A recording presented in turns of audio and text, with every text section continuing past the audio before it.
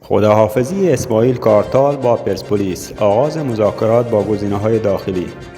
سرمربی ترکیه‌ای پرسپولیس تصمیم خود را برای پایان همکاری با سرخپوشان را گرفته و در تازه‌ترین پیامی که بین او و مسئولین باشگاه رد و بدل شده بر تصمیمش اصرار کرده است که با گزینه‌های داخلی مذاکره آغاز شود.